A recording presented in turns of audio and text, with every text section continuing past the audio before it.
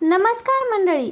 महाशिवरात्री निमित्ताने जर समजा तुम्ही शिवलीला अमृत या दिव्य ग्रंथाचं पारायण करायचा विचार करत असाल तर ते 3 दिवसाचं पारायण कसं करावं, त्याचबरोबर त्याचे काय नियम आहेत, अतिशय साध्या सोप्या पद्धतीने आपण कशी सेवा करू शकतो, त्याचबरोबर शिवलीला अमृत या दिव्य ग्रंथाचं पारायण करताना कोणत्या गोष्टींची काळजी घ्यायची आहे हे मी तुम्हाला आजच्या व्हिडिओमध्ये सांगणार आहे. त्यामुळे व्हिडिओ शेवटपर्यंत पहा आणि तुम्ही जर आपल्या चॅनलवरती नवीन असाल तर आपल्या चॅनलला सबस्क्राईब करा. तर बघा मंडळी, शिवलीला अमृत ग्रंथाचं पारायण आपण 7 दिवसाचं, 3 दिवसाचं आणि 1 दिवसाचं करू शकतो. बऱ्याच जणांची इच्छा असते की 7 दिवसांचं पारायण करावं, पण काही कारणास्तव तुम्हाला ते जमत नसेल तर तुम्ही 3 दिवसाचं किंवा 1 दिवसाचं पारायण करू शकता.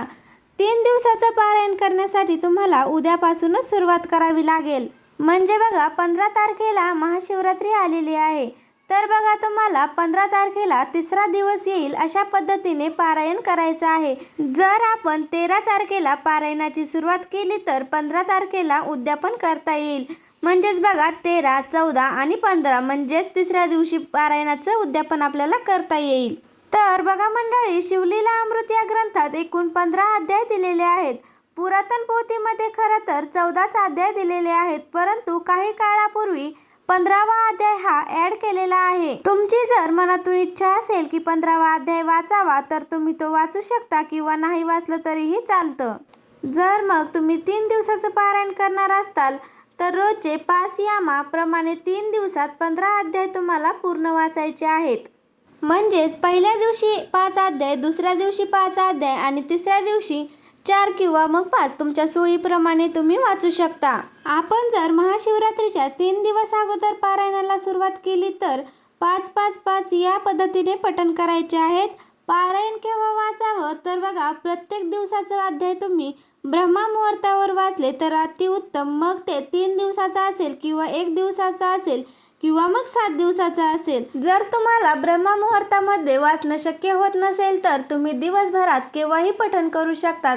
त्यानंतर दिवसा शक्य नाही झालं तर प्रदोष काळात, म्हणजेच प्रत्येक दिवसाला हा प्रदोष काळ असतो. संध्याकाळची तिन्ही सांजेची वेळ म्हणजे प्रदोष काळ. अगदीच असं काही टाइम टू टाइम बघण्याची आवश्यकता नसते. सूर्यास्ताच्या वेळेला तुम्ही पठण केलं तरीही चालू शकतं किंवा मग तुम्हाला दिवसभरात शक्य नाही झालं तर तुम्ही रात्री सुद्धा पठण करू शकतात. फक्त महादेवांचीच अशी सेवा आहे की ती आपण संध्याकाळी करू शकतो किंवा मग रात्री देखील करू शकतो. यासाठी बघा कोणते नियम आहेत तर पहा, जेव्हाही तुम्ही कोणतीही पारायण सेवा भक्ती करतात तर खूप नियमांमध्ये अडकण्यापेक्षा जे काही महत्त्वाचे 2-3 नियम आहेत तेवढेच फक्त नियम पाळायचे आहेत. पण अगदी मनापासून भक्ती करणं महत्त्वाचं असतं. सर्व नियम पाळण्याच्या भानगडीत आपण पडलो तर आपलं भक्तीकडे, सेवेकडे हवं तसं लक्ष जात नाही. सारखं मनात येत असतं की काही चुकलं असेल किंवा असंच झालं असेल, तसंच झालं असेल. मनात आणू नका. म्हणूनच अगदी साध्या सोप्या पद्धतीने करा. फक्त 2 ते 3 नियम आहेत ते आपण जरूर पाळावेत. त्यातला पहिला नियम आहे पारायण 3 दिवसाचं असो किंवा 7 दिवसाचा असो किंवा 1 दिवसाचा असो तरी सुद्धा ब्रह्मचर्याचं पालन आपल्याला करायचंच आहे. त्यानंतरचा दुसरा नियम म्हणजे मांसाहार करायचा नाहीये. पठण करणारे तर मांसाहार करणार नाहीतच, पण त्यांच्या घरात दुसरे व्यक्ती असतात ते मांसाहार करत असतात. तुम्ही त्यांना देखील विनंती करायची आहे की जोपर्यंत मी पारायण करत आहे तोपर्यंत तुम्ही कृपया करून मांसाहार करू नका आणि आपल्या घरात चुकूनही मांसाहार बनवायचा नाहीये किंवा मग कोणाला बनवून सुद्धा द्यायचा नाही. आणि तिसरा नियम म्हणजे परान्न घ्यायचं नाहीये. परान्न म्हणजे दुसऱ्याच्या घरचं जे काही जेवण असेल, चहा असेल, दूध असेल, कॉफी असेल, जे काही असेल, दुसऱ्याच्या घरचं आपल्याला काहीच खायचं नाहीये. हा महत्त्वाचा असा तिसरा नियम आहे. त्यानंतरचा चौथा नियम की आपण जेव्हाही पारायण अनुष्ठान कुठलंही करत असतो तर त्याच्या गाजावाजा करू नये. लक्षात घ्या की बऱ्याच वेळेला आपण काय करतो, जेव्हा कधी आपल्या घरात पारायणाची म्हणा किंवा दुसरी इतर कोणतीही पूजा मांडलेली असते, आपण काय करतो, फोटो काढतो आणि स्टेटसला किंवा मग इतर कोणतेही प्लॅटफॉर्म आहेत त्याच्यावर आपण शेअर करतो. लक्षात घ्या, अनुष्ठान, जप, साधना ही आपली गुप्त असावी. आपण ती इतरांना सांगायला हवी. पण मी एवढे पारायण केले, मी रोजचा इतका जप करते, मी एवढे लाख जप करते, मी तेवढे कोटी जप करते, इतके अनुष्ठान करते, असं सांगायचं नसतं. पण ज्यांना कोणाला भक्ती मार्गात यावं असं आपल्याला वाटत असेल, आपण त्यांना चांगला मार्ग दाखवणं हे आपलं कर्तव्य आहे. पण त्यात मी एवढी पारायणे केली, मी असं केलं, मी तसं केलं असं करू नये. फक्त ते स्तोत्र असेल, ग्रंथ असेल, पारायण असेल किंवा कुठला मंत्र असेल, ते पठण केल्याने काय होतं आणि जो कोणी संकटात असेल किंवा ज्याला त्या गोष्टीची आवश्यकता असेल तर त्याला आपण हे अगदी मनापासून ती सेवा भक्ती सांगायची आहे. पण मी एवढी भक्ती केली, मी एवढे पारायण केले असं आपल्याला कोणालाही सांगायचं नसतं.